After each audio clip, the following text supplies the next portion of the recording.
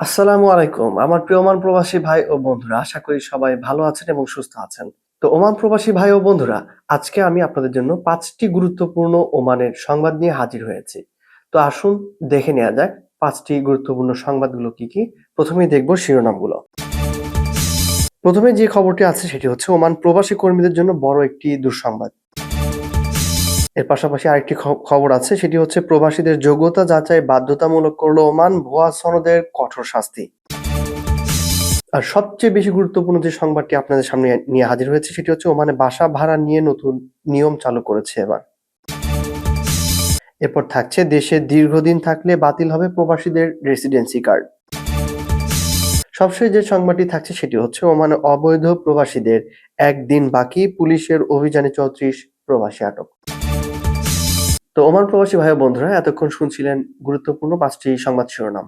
এবার আসুন জেনে নেই বিস্তারিত। ওমান প্রবাসী কর্মীদের জন্য বড় যে দুঃসংবাদটি আছে সেটি হচ্ছে সব প্রস্তুতি শেষে বিদেশ যাওয়ার স্বপ্ন দেখছেন এমন হাজারো কর্মীর সামনে হুট করে যেন মেঘ না চাইতেই বজ্রপাতের মতো খবর এসেছে। সুটকেস গোছানো শেষ হলেও এখন আর শুধু পাসপোর্ট বা ভিসা হাতে থাকলেই মিলবে না গন্তব্যের টিকিট। প্রবাসী কর্মীদের জন্য প্রবেশ নীতি আরও কঠোর করেছে এবার ওমান। দেশটির পেশাগত স্বীকৃতি ব্যবস্থার আওতায় এখন প্রবাসী কর্মীদের ওমানে প্রবেশের আগে তাদের শিক্ষাগত ও পেশাগত যোগ্যতা যাচাই বাধ্যতামূলক করা হয়েছে। একই সঙ্গে ভুয়া সনদ ব্যবহারকারীদের বিরুদ্ধে কঠোর শাস্তির হুঁশিয়ারিও দিয়েছে সরকার। ওমানের শ্রম মন্ত্রণালয়ের পেশাগত মান বিভাগের পরিচালক জাহের বিন আবদুল্লাহ আল শেখ বলেন, এসব পদক্ষেপের লক্ষ্য হলো শ্রমবাজার নিয়ন্ত্রণ, ভুয়া সনদ জালিয়াতি রোধ এবং গুরুত্বপূর্ণ খাতে কর্মীদের মান উন্নত করা।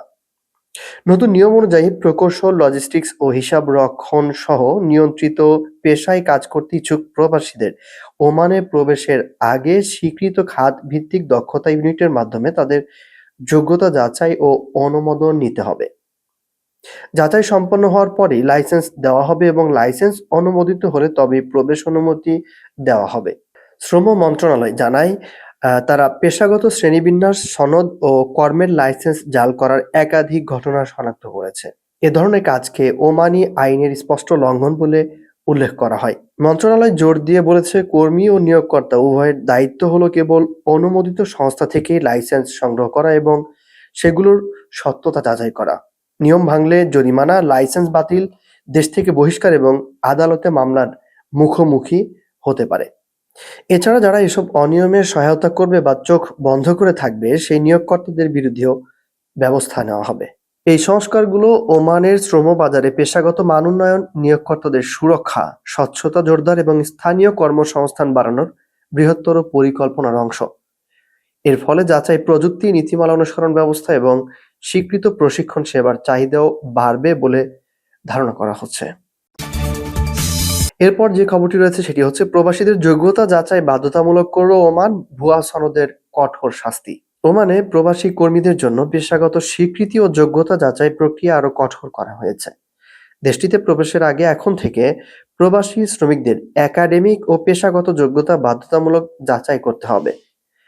ভুয়া সনদ ব্যবহার বা প্রতারণার বিরুদ্ধে কঠোর শাস্তি কার্যকরেরও সতর্কতা দিয়েছে ওমানের শ্রম মন্ত্রণালয়। মন্ত্রণালয়ের পেশাগত মান বিভাগীয় পরিচালক জাহের বিন আবদুল্লাহ আল শেখ জানান, শ্রমবাজারে শৃঙ্খলা আনা, যোগ্যতা জালিয়াতি কমানো এবং গুরুত্বপূর্ণ পেশাগত খাতে দক্ষতার মান বাড়ানোই নতুন উদ্যোগের লক্ষ্য। ইঞ্জিনিয়ারিং, লজিস্টিক্স, অ্যাকাউন্টিং সহ বিভিন্ন নিয়ন্ত্রিত পেশায় কাজ করতে আগ্রহী বিদেশিদের দেশে প্রবেশের আগেই অনুমোদিত সেক্টর ভিত্তিক স্কিল ইউনিটের মাধ্যমে যোগ্যতা মূল্যায়ন ও অনুমোদন নিতে হবে বলে তিনি জানান। যোগ্যতা যাচাই সম্পন্ন হওয়ার পরই সংশ্লিষ্ট কর্মীর জন্য ওয়ার্ক প্র্যাকটিস লাইসেন্স ইস্যু করা হবে এবং এই লাইসেন্স অনুমোদিত না হলে কোনোভাবেই এন্ট্রি পারমিট দেওয়া হবে না। মন্ত্রণালয় আরও জানায়, সাম্প্রতিক সময়ে ভুয়া পেশাগত শ্রেণীবিন্যাস, সনদ ও কাজের লাইসেন্স জালিয়াতির বেশ কয়েকটি ঘটনা ধরা পড়েছে, যা ওমানের প্রচলিত আইনের স্পষ্ট লঙ্ঘন। কর্তৃপক্ষ আরও জানায়, অননুমোদিত সংস্থা থেকে লাইসেন্স সংগ্রহ করা বা যাচাই না করা উভয়ই দণ্ডনীয় অপরাধ।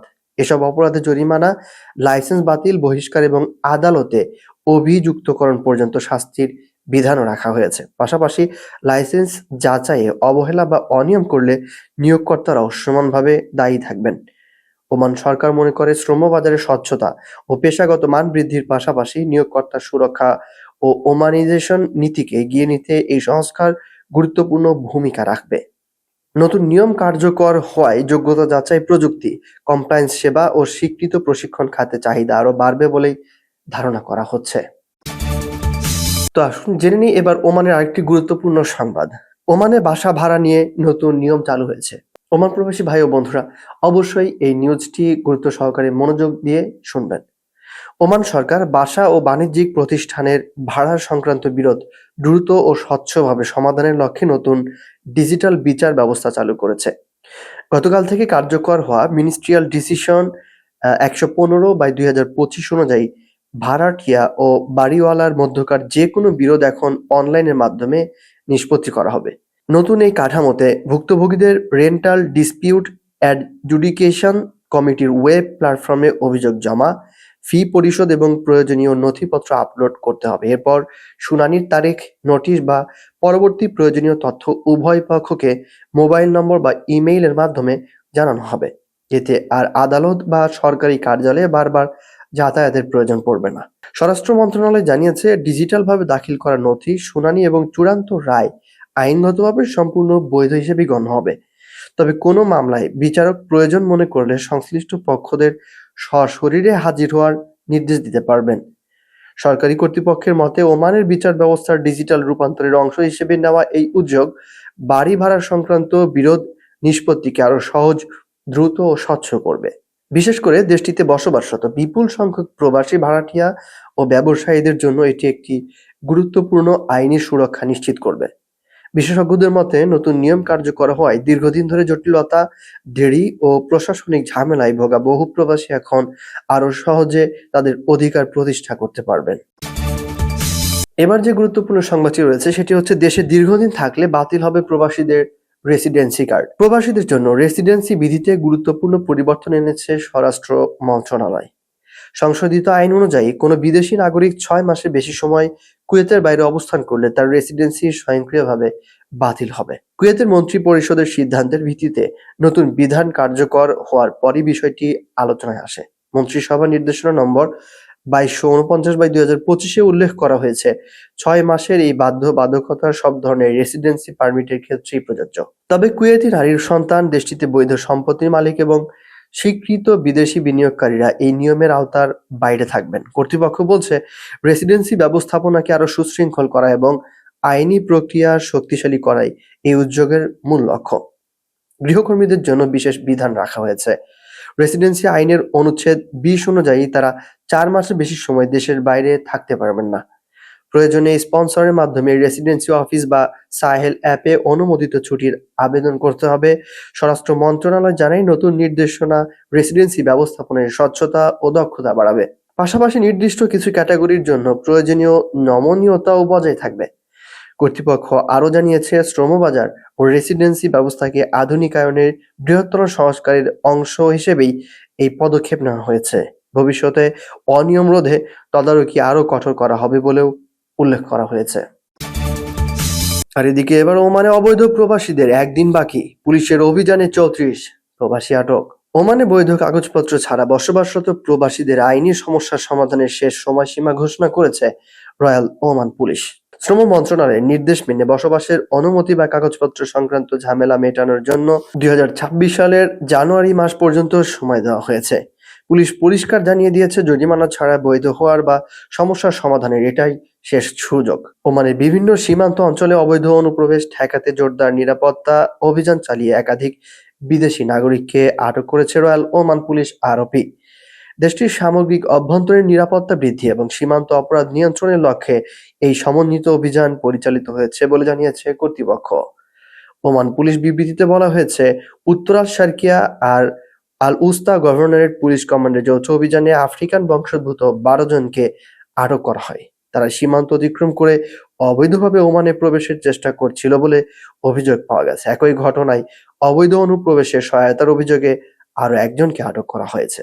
তিনি নিজের ব্যক্তিগত গাড়ি ব্যবহার করে অনুপ্রবেশকারীদের পরিবহন ও প্রবেশে সহায়তা করেছিলেন বলে অভিযোগ রয়েছে। এদিকে মুসান্দাম গভর্নরেটে পরিচালিত পৃথক অভিযানে এশীয় বংশোদ্ভূত আরও ২২ জনকে অবৈধভাবে দেশে প্রবেশের সময় আটক করে রয়্যাল ওমান পুলিশ। একই অভিযানে ৪ জনকে অবৈধভাবে দেশ ত্যাগের চেষ্টার সময় আটক করা হয়। সংশ্লিষ্ট প্রত্যেকের বিরুদ্ধে আইন অনুযায়ী ব্যবস্থা গ্রহণ শুরু হয়েছে বলে জানিয়েছে কর্তৃপক্ষ। রয়্যাল ওমান পুলিশ জানায়, অবৈধ প্রবেশ, মানব পাচার ও সীমান্ত সম্পর্কিত অপরাধ রোধে কঠোর নজরদারি অব্যাহত রাখা হবে। নিরাপত্তা বাহিনী সীমান্ত এলাকায় টহল কার্যক্রম আরও বাড়িয়েছে এবং ভবিষ্যতেও এমন অভিযানের তীব্রতা বজায় থাকবে। কর্তৃপক্ষ নাগরিক ও বসবাসরত প্রবাসীদেরও সতর্ক থাকতে এবং সন্দেহজনক তথ্য পাওয়া গেলে তাৎক্ষণিকভাবে সংশ্লিষ্ট সংস্থাকে জানানোর আহ্বান জানিয়েছে। প্রবাসের সকল আপডেট খবর পেতে আমাদের চ্যানেলটি সাবস্ক্রাইব করে সঙ্গেই থাকুন।